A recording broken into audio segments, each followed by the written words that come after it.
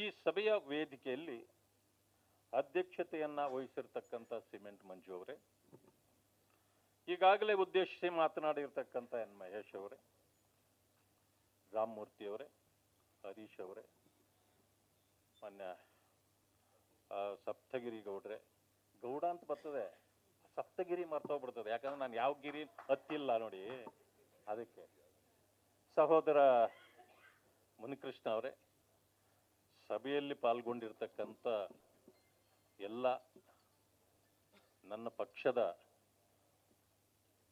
ಪ್ರಬುದ್ಧ ನಾಯಕರೇ, ತಾಯಂದ್ರೆ, ಮಾಧ್ಯಮದ ಮಿತ್ರರೇ,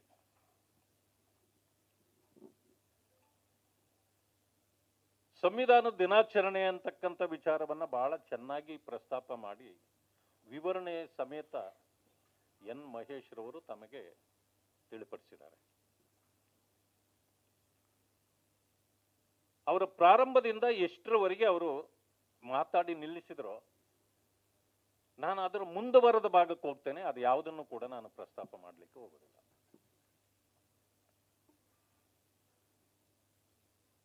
ರಾಜಕೀಯ ಪಕ್ಷಗಳು ಸಹಜವಾಗಿ ನಾವು ಬೇರೆಯವರನ್ನ ಮೂದಲಿಸ್ತಕ್ಕಂಥದ್ದು, ಬೇರೆಯವರು ನಮ್ಮನ್ನು ಮೂದಲಿಸ್ತಕ್ಕಂಥದ್ದು, ಇದು ಸಹಜವಾದ ಒಂದು ಪ್ರಕ್ರಿಯೆ. ಅದಕ್ಕೆ ಕಾಂಗ್ರೆಸ್ನವರು ನಮ್ಮ ಮೇಲೆ ಹೇಳ್ತಿದ್ರು, ಭಾರತೀಯ ಜನತಾ ಪಕ್ಷ ಸಂವಿಧಾನ ವಿರೋಧಿ, ಅಂಬೇಡ್ಕರ್ ಅವರ ವಿರೋಧಿ, ಮೀಸಲಾತಿಯ ವಿರೋಧಿ, ದಲಿತರ ವಿರೋಧಿ. ಇಷ್ಟು ಸಾಕಲ್ಲ ನಮಗೆ ದಲಿತರೆಲ್ಲ ನಮ್ಮ ವಿರೋಧ ನಿಲ್ಲಲಿಕ್ಕೆ? ಆದ್ರೆ ಇದು ಸತ್ಯವಾ? ಯೋಚನೆ ಅವರು ಮಾಡಬೇಕಾಗಿತ್ತು ಅಥವಾ ಬೇರೆಯವರು ಮಾಡಬೇಕಾಗಿತ್ತು? ಆಗಿದ್ದೇನು? ಸಂವಿಧಾನ ವಿರೋಧಿ ಅಂತ ನಮ್ಮ ಮೇಲೆ ಹೇಳಿದ್ರು. ಸಂವಿಧಾನ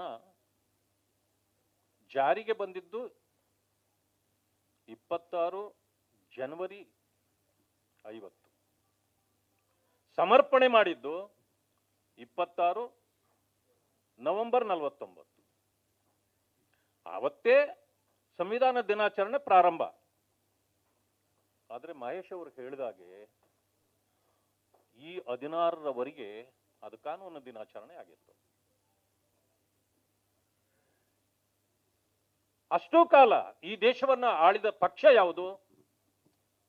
ಕಾಂಗ್ರೆಸ್.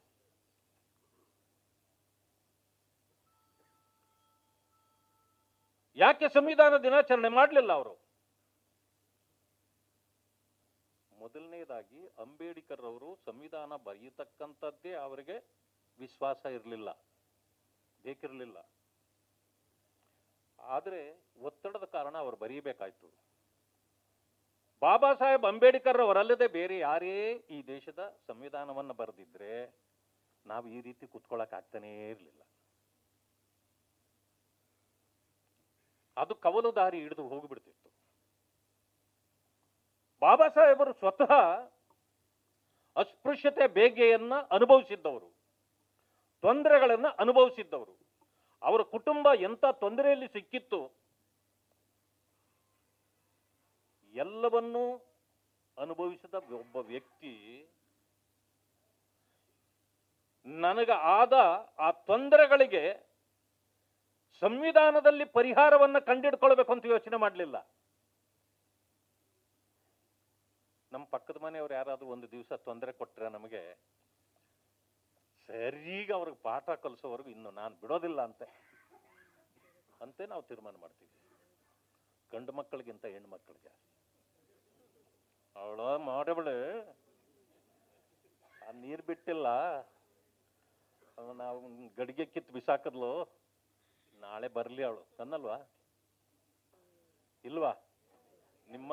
ನಿಮ್ಮಂತ ಒಳ್ಳೆಯವರು ಯಾರು ಸಿಗಲ್ಲ.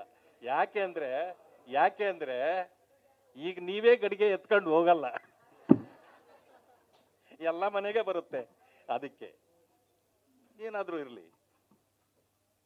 ಇಂಥ ಸಂದರ್ಭದಲ್ಲಿ ಬಾಬಾ ಸಾಹೇಬ್ ಅಂಬೇಡ್ಕರ್ ಅವರು ಈ ಸಮುದಾಯಗಳಿಗಾಗ್ಲಿ ನನಗಾಗ್ಲಿ ಇಂಥ ತೊಂದರೆ ಆಗಿದೆ, ಯಾವುದೇ ಕಾರಣಕ್ಕೆ ಇದರಲ್ಲಿ ನಾನು ಪರಿಹಾರ ಹುಡುಕಬೇಕು ಅಂತ ಮಾಡಲಿಲ್ಲ. ಅನೇಕ ಪ್ರಾಂತ್ಯಗಳಿರ್ಬೋದು, ಭಾಷೆಗಳಿರಬಹುದು, ಜಾತಿಗಳಿರಬಹುದು, ಧರ್ಮಗಳಿರಬಹುದು, ಸರ್ವರನ್ನೂ ಒಗ್ಗೂಡಿಸ್ತಕ್ಕಂಥ ಒಂದು ಸಂವಿಧಾನವನ್ನ ಕೊಟ್ಟಿದ್ದು ಅವರ ಅನುಭವ ಹೊರತು ಬೇರೆ ಏನೂ ಅಲ್ಲ. ಅವರ ಅನುಭವ.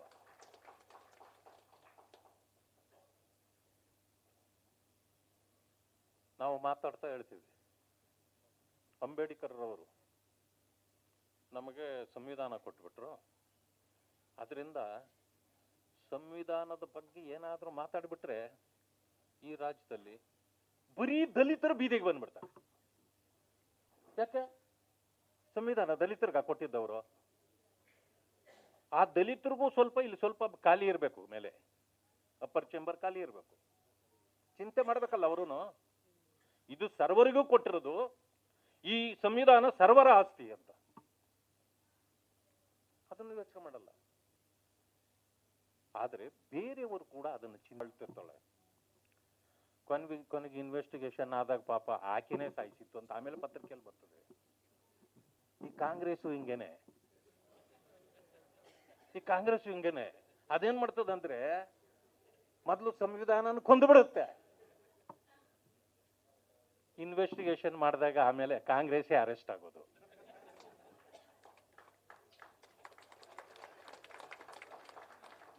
ವೋಟ್ ಚೋರಿ ಅಂತ ಹೇಳ್ತದೆ. ಈಗ ಕೋರ್ಟ್ಗೆ ಹೋಗಲ್ಲ. ಯಾಕೆ ಹೋಗಲ್ಲ ಅಂದ್ರೆ ಅರೆಸ್ಟ್ ಆಗೋದು ರಾಹುಲ್ ಗಾಂಧಿನೇ. ಇಂಥ ಕಾಂಗ್ರೆಸ್ ಕಳ್ಳ ಕಾಂಗ್ರೆಸ್ ಜೊತೆಯಲ್ಲಿ ದೇಶ ಬದುಕ್ತಾ ಇದೆಯಲ್ಲ,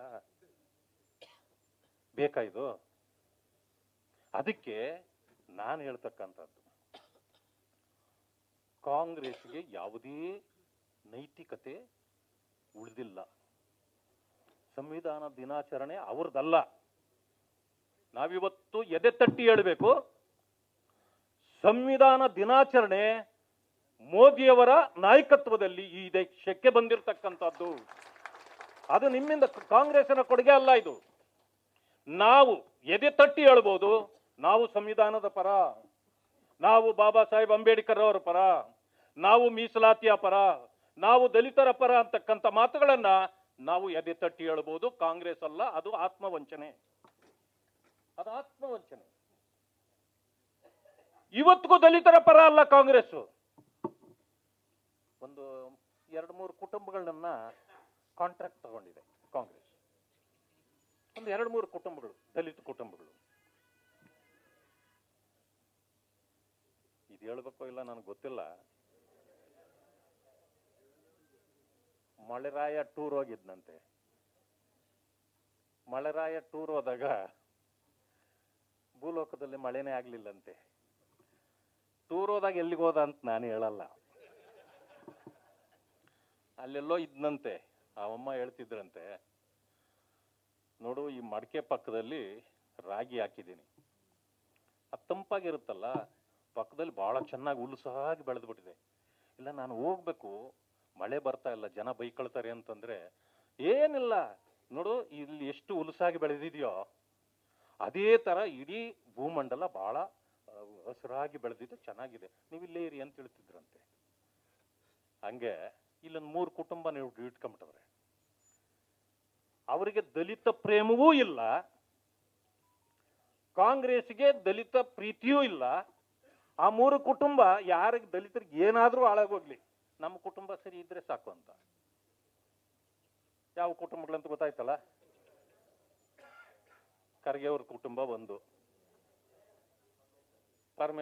ಪರಮೇಶ್ವರ್ ಪಾಪ ಇಲ್ಲ, ಒಬ್ಬರೇ ಇದ್ದಾರೆ ಅವರು, ಇನ್ನೂ ಕುಟುಂಬ ಬಂದಿಲ್ಲ, ಅದರಿಂದ ಮಾತಾಡಲ್ಲ. ಮಹಾದೇವಪ್ಪನ ಕುಟುಂಬ ಒಂದು, ಆ ಕಡೆ KH ಮುನಿಯಪ್ಪ ಅವ್ರ ಕುಟುಂಬ ಒಂದು. ಏನು ಬಂದ್ರು ನನ್ನ ಮನೆಗೆ ಬರಬೇಕು ಅಂತ ಅವು. ಈ ಸ್ವಲ್ಪ ಈ ಮನೆ ಈ ಮೊದಲು, ಈಗೇನು ಗೊತ್ತಿಲ್ಲ, ಎಲ್ಲ ಕಡೆನೂ ಬರ್ತದೆ ನೀರು.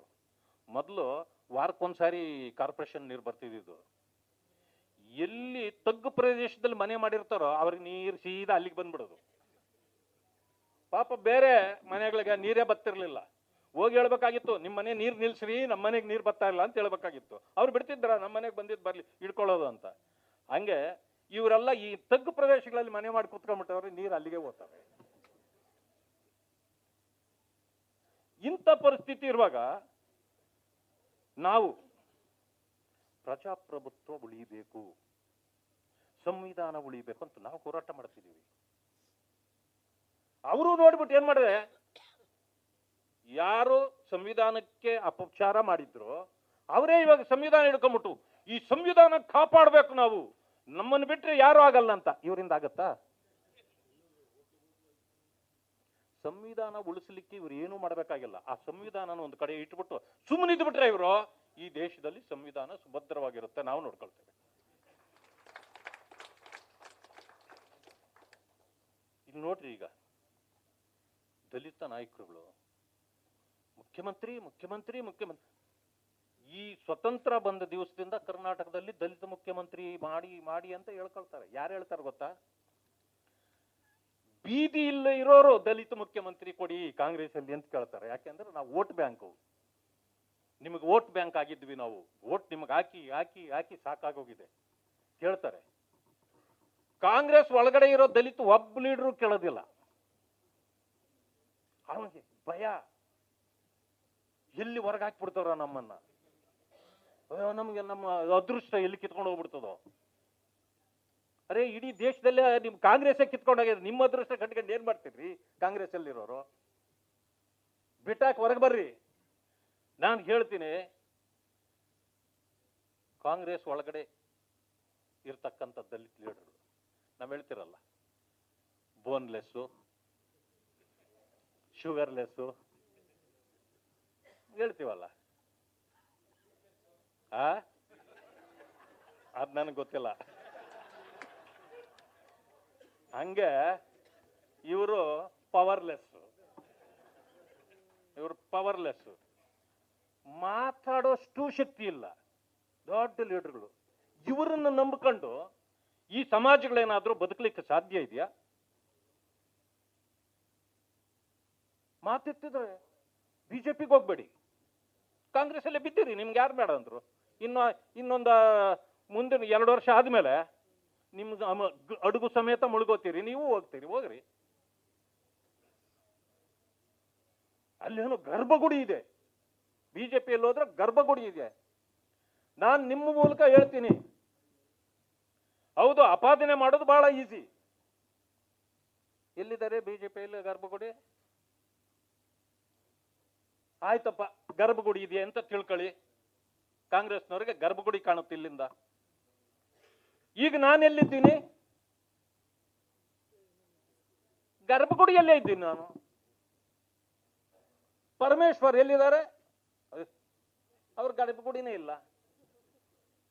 ಖರ್ಗೆ ಅವರು ಎಲ್ಲಿದ್ದಾರೆ? ಗರ್ಭಗುಡಿಯಲ್ಲಿಲ್ಲ. ಈಗ ಎನ್ ಮಹೇಶ್ ಅವರು, ನಾವು, ಮಂಜುನಾಥ್,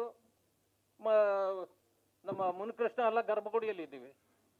ಆಯ್ತಪ್ಪ, ಖರ್ಗೆ ಅವರೇ ಹೇಳ್ತಿರಲ್ಲ ಗರ್ಭಗುಡಿ ಅಂತ, ಅಲ್ಲೇನು ನೀವು ಇನ್ನಾಗಲ್ಲ, ಬಂದ್ಬಿಡಿ, ನಮ್ಮ ಗರ್ಭಗುಡಿಯಲ್ಲಿ ಸೇರಿಸ್ತೀವಿ ನಿಮ್ಮನ್ನ.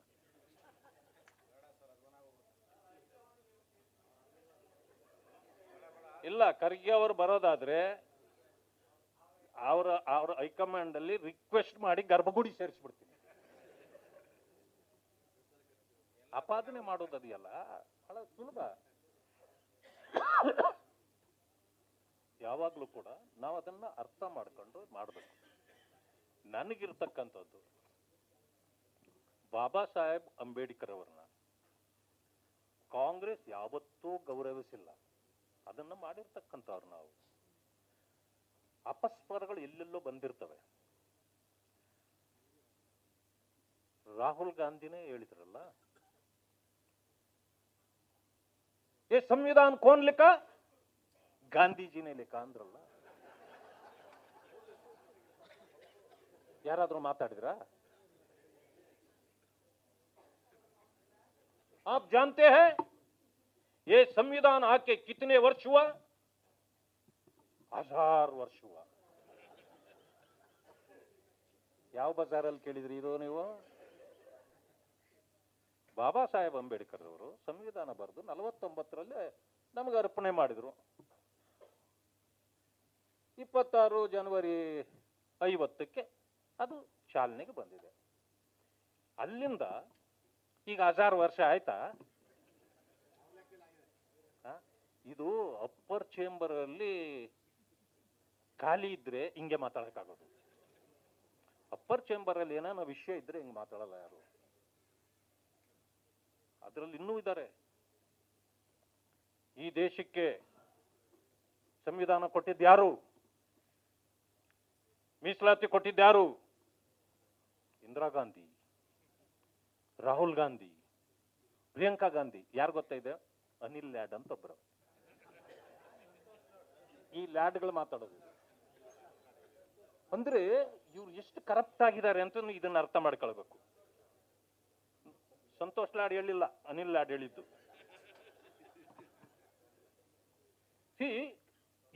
ಇಷ್ಟು ಅಲ್ಲೇ ನಮ್ಮಲ್ಲೂ ಯಾರೋ ಒಂದು ಮಾತಾಡ್ಬಿಟ್ರು, ಹೌದು ನಾವು ಸಂವಿಧಾನ ತಿದ್ದುಪಡಿ ಮಾಡ್ತೀವಿ ಅಂತ. ತಿದ್ದುಪಡಿ 106ನೇ ತಿದ್ದುಪಡಿ ಆಗೋಗಿದೆ. ಈಗ ಅವಕಾಶವೂ ಇದೆ ಸಂವಿಧಾನದಲ್ಲಿ.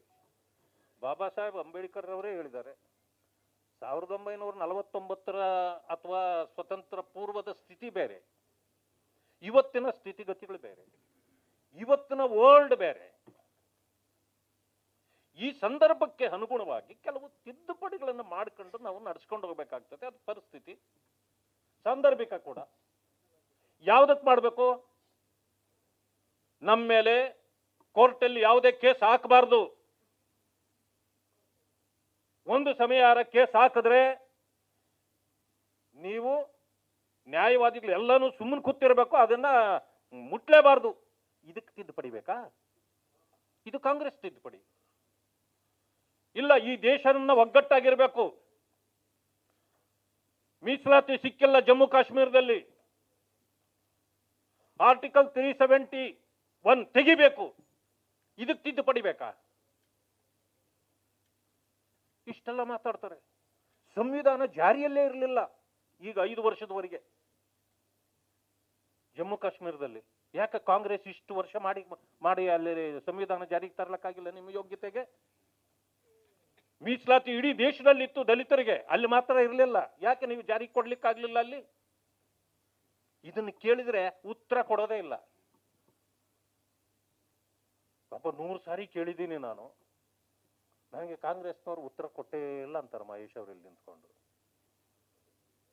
ಕೊಡ್ತಾರ? ಅಲ್ಲಿ ಆಯ್ತಾ ಉತ್ತರ ಅವ್ರ ಹತ್ರ? ನೀವು ಅವರು ಉತ್ತರ ಹೇಳುವಂತ ಕ್ವಶನ್ಗಳು ಕೇಳ್ಬೇಕಪ್ಪ. ಇಂಥ ಏನನ್ನ ಬ್ಯಾಡ್ದು ಕ್ವಶನ್ ಕೇಳಿ ಅವ್ರ ಹತ್ರ ಹೆಂಗ್ ನೀವು ಉತ್ತರ ಕೊಡೋದು ಅವ್ರು ನಿಮ್ಗೆ? ಆದ್ರಿಂದ ಸಂವಿಧಾನ ದಿನಾಚರಣೆಯನ್ನ ಮಾಡತಕ್ಕಂತ ಯೋಗ್ಯತೆ ಕಾಂಗ್ರೆಸ್ಗಿಲ್ಲ, ಆ ಯೋಗ್ಯತೆ ಭಾರತೀಯ ಜನತಾ ಪಕ್ಷದ ಪ್ರತಿ ಕಾರ್ಯಕರ್ತನಿಗಿದೆ. ಆದ್ರಿಂದ ನಾನು ವಿಶೇಷವಾಗಿ 3 ಅಧ್ಯಕ್ಷರುಗಳಿಗೆ ಅವರ ಕೃತಜ್ಞತೆಗಳು ಹೇಳಿದ್ರು, ನಾನು ಹೇಳ್ತೇನೆ.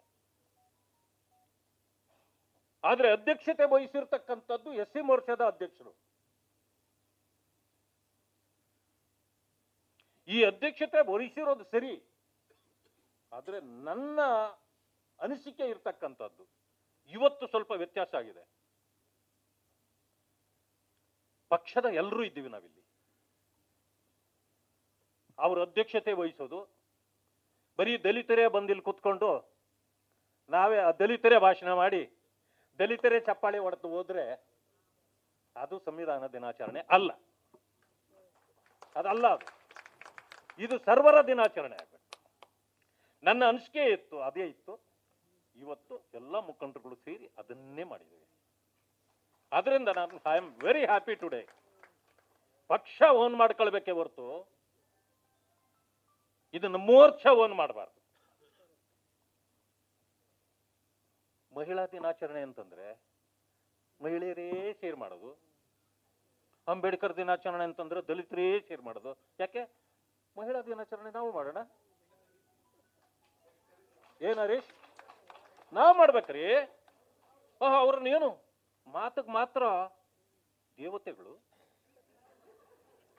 ಭಾಷಣ ಮಾಡುವಾಗ ಮಾತ್ರ ತಾಯಿ ಅಂದಿರು, ಆಮೇಲೆ ಇಲ್ವಾ? ನಾವು ಮಾಡ್ಬೇಕು. ನಮ್ಮ ದಿನಾಚರಣೆ ನೀವು ಮಾಡ್ಬೇಕು. ಇದನ್ನ ಹೇಳಿಲ್ಲ ಅಂತ ತಿಳ್ಕೋಬೇಡಿ. ಅದರಿಂದ ಈ ರೀತಿ ನಾವು ಹೊಂದಿ ಬಾಳ್ತಕ್ಕಂಥದ್ದನ್ನು ಮಾಡಬೇಕು. ಆವಾಗ ಅದಕ್ಕೆ ಮಹತ್ವ ಬರ್ತದೆ. ಸಂವಿಧಾನ ದಿನಾಚರಣೆ ಇದು ಯಾರೋ ಒಬ್ಬರದಲ್ಲ, ಸಂವಿಧಾನ ಒಬ್ಬರದಲ್ಲ. ಈ ದೇಶ ಎಂತ ದೊಡ್ಡ ಮಾತನ್ನ ಬಾಬಾ ಸಾಹೇಬ್ ಅಂಬೇಡ್ಕರ್ ಅವರು ಹೇಳಿದ್ದಾರೆ ಗೊತ್ತಾ ನಿಮಗೆ? ಅವರು ತುಂಬಾ ದಿವಸ ಇರಲಿಲ್ಲ. ಸಂವಿಧಾನ 1949ರಲ್ಲಿ ಕೊಟ್ಟರು, 50ರಲ್ಲಿ ಜಾರಿಗೆ ಬಂತು, 52ರಲ್ಲಿ ಚುನಾವಣೆಗೆ ನಿಂತರು, ಅದೇ ಕಾಂಗ್ರೆಸ್ ಅವರನ್ನು ಸೋಲಿಸ್ತು, 56ಕ್ಕೆ ಕೊನೆಯುಸಿರು ಎಳೆದು ಬಿಟ್ರು ಅವರು. ಅದಕ್ಕೆ ಮುಂಚೆ ಕಾಂಗ್ರೆಸ್ನ ಚರಿತ್ರೆಯನ್ನೆಲ್ಲ ಅರ್ಜನೆ ಮಾಡಿ ಒಂದು ಮಾತನ್ನು ಹೇಳ್ತಾರೆ ಅವರು, ಈ ಕಾಂಗ್ರೆಸ್ ಸುಡುವ ಮನೆ, ಈ ಕಾಂಗ್ರೆಸ್ ಇಂದ ಈ ದೇಶಕ್ಕೆ ಏನೂ ಒಳ್ಳೇದಾಗೋದಿಲ್ಲ. ಇದನ್ನ ಹೇಳಿ ಈ ಸಂವಿಧಾನದ ಬಗ್ಗೆ ಅವರು ಯಾವ ರೀತಿ ನಡ್ಕೊಳ್ತಿದ್ರು ಅನ್ನೋದನ್ನು ವಿವರಣೆ ಮಾಡಿದ್ರು.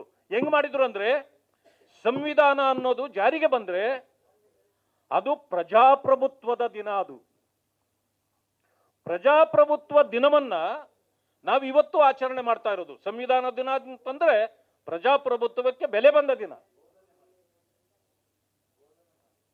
ಮಾಡಮ್ಮ, ಆಮೇಲೆ ಮಾಡ. ಪ್ರಜಾಪ್ರಭುತ್ವ ದಿನ ಅಂತ ನಾವು ಹೇಳ್ತೀವಿ, ಇವತ್ತು ಆಚರಣೆ ಮಾಡ್ತಿದ್ದೀವಿ. ಆದ್ರೆ ಬಾಬಾ ಸಾಹೇಬ್ ಅಂಬೇಡ್ಕರ್ ಅವರು ಏನು ಹೇಳಿದ್ರು ಗೊತ್ತಾ? ಕಾಂಗ್ರೆಸ್ನ ಆ ನಡೆಯನ್ನ ಕಂಡು ಈ ದೇಶದಲ್ಲಿ ಪ್ರಜಾಪ್ರಭುತ್ವ ವ್ಯವಸ್ಥೆಗೆ ನಿಜವಾದ ವ್ಯವಸ್ಥೆ ಗೌರವ ಬರ್ಬೇಕಂತಂದ್ರೆ, ಪ್ರಜಾಪ್ರಭುತ್ವ ಊರ್ಜಿತ ಆಗ್ಬೇಕಂದ್ರೆ ಕಾಂಗ್ರೆಸ್ ಸರ್ವನಾಶ ಆಗಿದ್ದ ದಿನ ಮಾತ್ರ ಈ ದೇಶಕ್ಕೆ ಪ್ರಜಾಪ್ರಭುತ್ವ ಬರ್ತದೆ ಅಂತ. ಅವ್ರ ಮಾತು ನಾವೆಲ್ಲ ನಡ್ಸ್ಕೊಡ್ಬೇಕೋ ಬೇಡ? ಹಾಗಿದ್ರೆ ಏನ್ ಮಾಡ್ಬೇಕೀಗ?